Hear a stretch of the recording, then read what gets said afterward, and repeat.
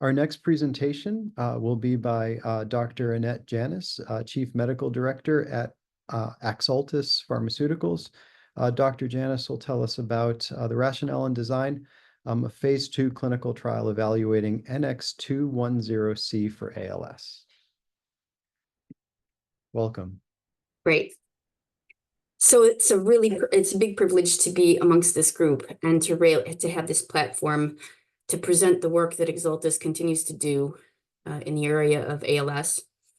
Just as a little background, we are a small French biotech that's working on our lead compound of NX-210C and exploring it in a number of neurodegenerative diseases, with our lead indication being ALS. Today, I'm going to talk to you mainly about the results of the multiple ascending dose study and the plans that we have in motion for our SEAL study in ALS. On this first slide, you can see we've been welcomed back to the ALS ONE Symposium, where my colleague had presented 2 years ago much of the preclinical work that's been done. And so I'd encourage you to review that as a background for this talk.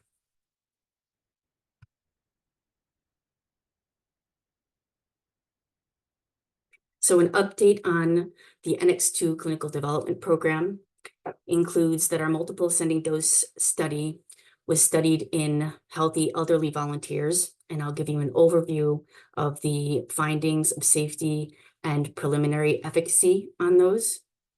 And we'll introduce the NX-210C study in ALS, which is taking a compound that's aimed at a novel approach to ALS, and that is treatment or repair of the blood-brain barrier, and developing that into a treatment for ALS, along with a spectrum of neurodegenerative diseases that have blood-brain barrier impairment. So to give you a little bit of background of NX-210C and its origins, it itself is produced, the original native compound is produced from the subcommissural organ during embryogenesis, and it's a peptide involved heavily in neurogenesis and neurite outgrowth. As part of this large glycoprotein called scospondin, there are repeats called thrombospondin repeats, and from here I'll call them TSR repeats or TSR analog, which NX-210C is, and it is a compilation of the most highly conserved 12 amino acid sequence from various species. And it's this product that we have found in the preclinical studies that has 3 main properties. One is a blood-brain barrier repair, which focuses on NX-210C increasing the expression of tight junction proteins in the blood-brain barrier. Most importantly is Claudin 5, and Claudin 5 happens to be one of the most abundant tight junction proteins in the BBB, or blood-brain barrier. The second is its action on neuroprotection via indirect evidence of it binding to beta-1 integrin, and via this receptor, we increase the survival pathways within the cell and reduce apoptotic pathways when subject to glutamate overload. As a third property is the increased in synaptic transmission, also with evidence that this is done via the beta-1 integrin receptor, so that we have increased current amongst the across the barrier. The main topic of today is the rationale behind us pursuing NX-210C as a treatment that could be potentially disease modifying in blood-brain barrier repair and, quote, tightness. Now, as I mentioned, Claudin 5 is the #1 tight junction, or highly abundant tight junction in the CNS BBB. And there's a large volume of increasing evidence that the blood-brain barrier is important not only specifically to neurodegenerative disease, but to ALS.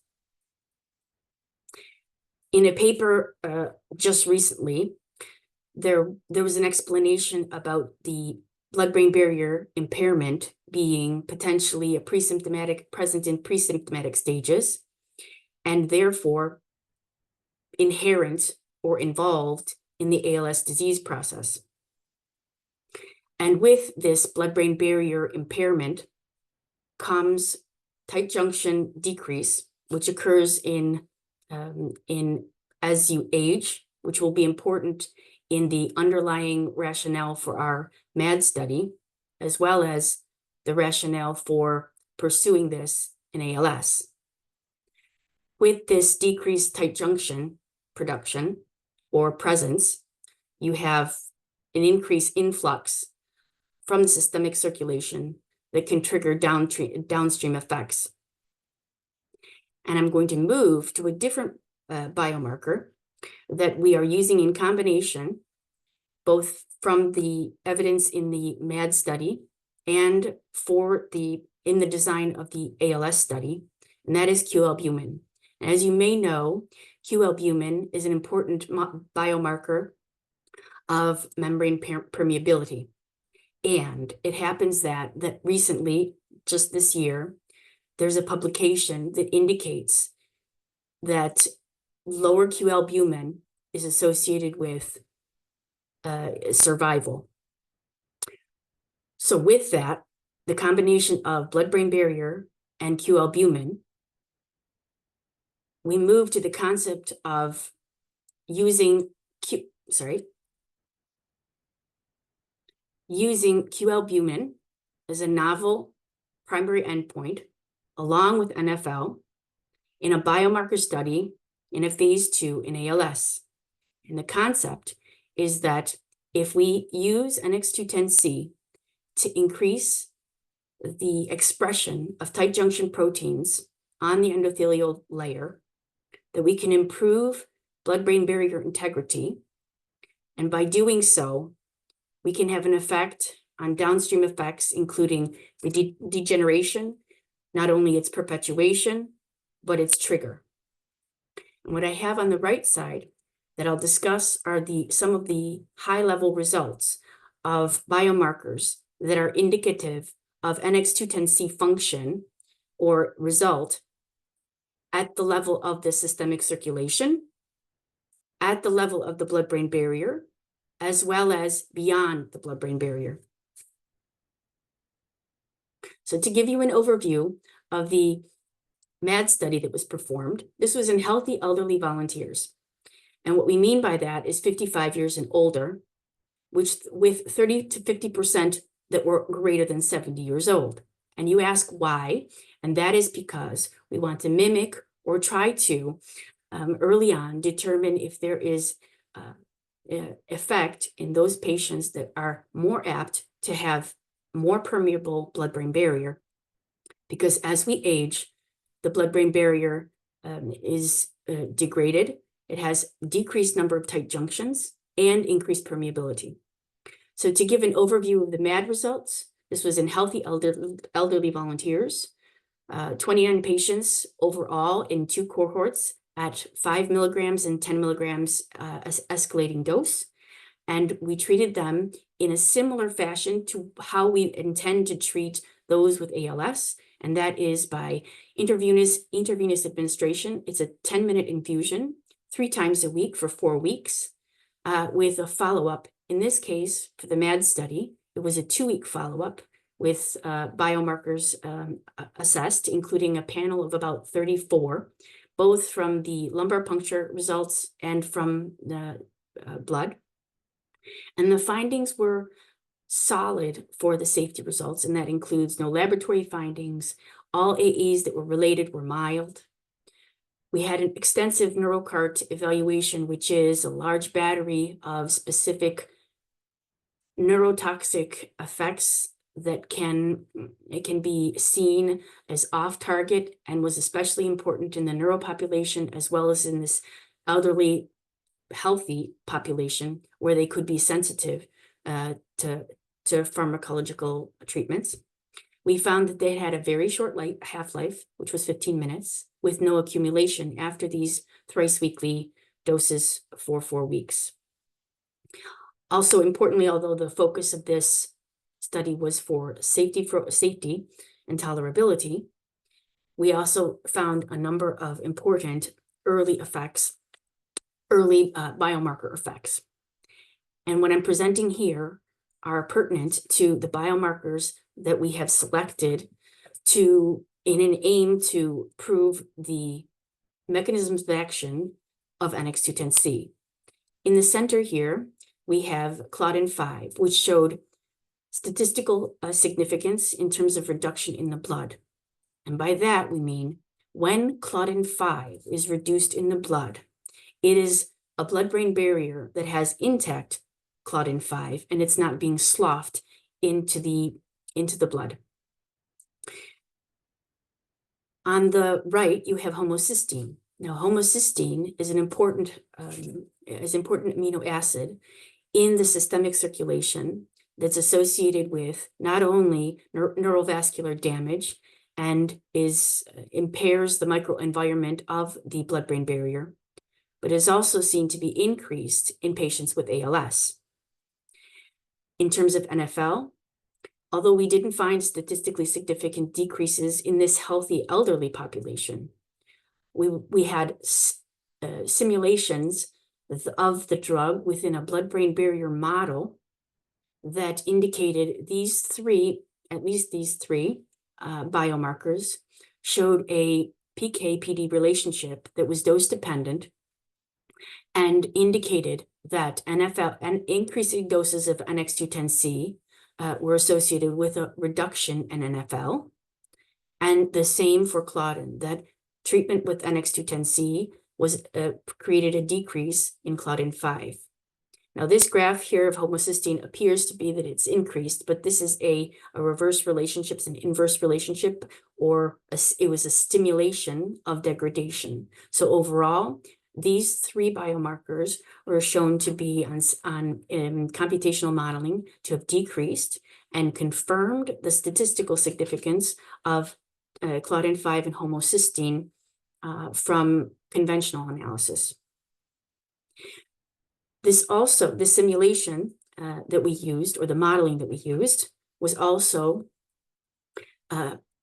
useful to guide our ALS clinical trial dose, in that we were able to model the different doses and additional doses to confirm that we will go ahead with both doses for safety and tolerability and to see effect. Now, the unique, well, probably not unique at this point, people are using it more and more, but we plan to use the modeling results as well as virtual subjects, virtual placebo with digital twinning in an effort to increase statistical power by taking those patients that will receive NX-210C, either at 5 or 10 milligrams, their characteristics, and predict what their results or their twin would appear to be, to increase the number of all the patients that have placebo, to make them appear as if they had placebo, so that we can add to the placebo group. So as an overview of the SEALS trial in ALS, it will be a double-blind, randomized, placebo-controlled trial. It's multicentric, phase 2 in adults with ALS, and we will assess the efficacy, safety, tolerability, as well as pharmacokinetics of the multiple infusions in a similar design to the MAD study. What we are implementing in this newest study, is stratification by neurofilament light level in blood to stratify those groups that would be defined by fast progression or slow progression as a first step, and then randomized to either dose or placebo. We will continue, the patient will receive 4 weeks of treatment 3 times a week. Our endpoint will be 2 weeks following treatment, and there'll be a follow-up period of 3 months. Now, the inclusion criteria relate to being all-inclusive. And the reason is that not only do we want to, this act of stratifying patients is an aim proactively to separate or improve on the heterogeneity within clinical trials in ALS. And so, and we will evaluate the different phenotypes, but with the main goal of being inclusive of both duration of disease as well as regardless of genetic or sporadic type. They can be, of course, on stable dose of riluzole if that has been for 30 days. They could have a slow vital capacity as low as 55%. And we will be taking patients all the way up to King's Clinical Stage 3 using the SOP that's available for that. The phase 2 intends on randomizing 80 patients, again, stratified by blood NFL level that is taken pre-dosing. It's expected to be patient-centric because it's a biomarker study that is relatively short in terms of follow-up. As I've mentioned, we have implemented placebo-sparing methods using computational modeling and simulation, and they will receive, as with the MAD study, IV 10-minute infusions of IV NX-210C at 2 doses or placebo for 4 weeks. We have been approved for 12 sites in France, and we plan 15 with a coordinating investigator in Lyon, which is the center nearest the Axoltis, and they'll be trained by TriCals. So one of the main things I hope that you can that will be understood in this relatively novel approach to the clinical trial process and offering patients clinical trial for ALS is the primary endpoint, which I've explained the basis and the rationale for in terms of the serum NFL, as well as albumin, the Q-albumin ratio. The Q-albumin ratio does not change. Well, it has been found not to change with duration of disease, and that's another reason that we expect that that we can be all inclusive. And maybe this is outside. Sorry, thank you. It doesn't change during with regardless of duration. So that is a measure that we think with the combination of both the lumbar puncture and serum values, even in the context of ALS, that combining NFL and Q-albumin as biomarkers is it could be an important manner in which to offer an ALS trial while investigating biomarkers that relate to the underlying mechanism of action for a new and novel approach to ALS. So overall, we are repairing the blood-brain barrier to promote neuroprotection and enhance synaptic transmission, as these are important features in ALS or required in ALS that could modify the disease, and that we have designed the phase 2 SEALS trial with patients, pathology, and properties of NX-210C in mind.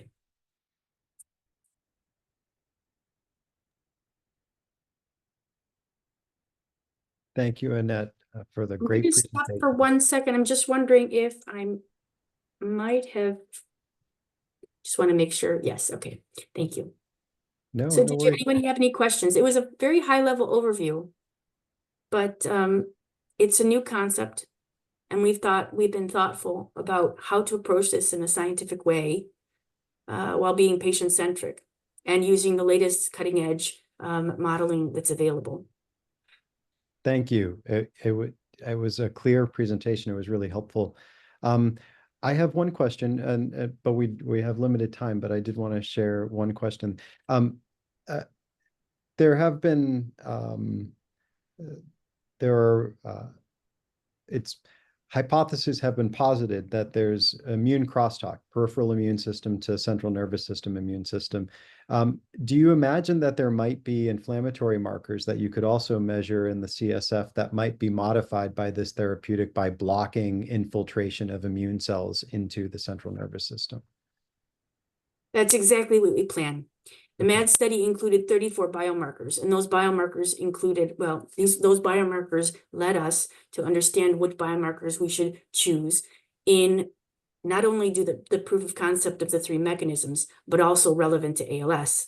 And those include inflammatory biomarkers, blood-brain barrier biomarkers, and ALS biomarkers. So there's a large panel, but we have to make sense of exactly how that is. But there is very preliminary evidence in our preclinical models that indicates that not only are we clearly able to increase the claudin and the tight junctions at the blood-brain barrier to prevent that influx in that's immune privileged region of the CNS, but also that it may reduce the adherence of leukocytes such as neutrophils against the blood-brain barrier, which would be another important target for the function and maintenance of that blood-brain barrier.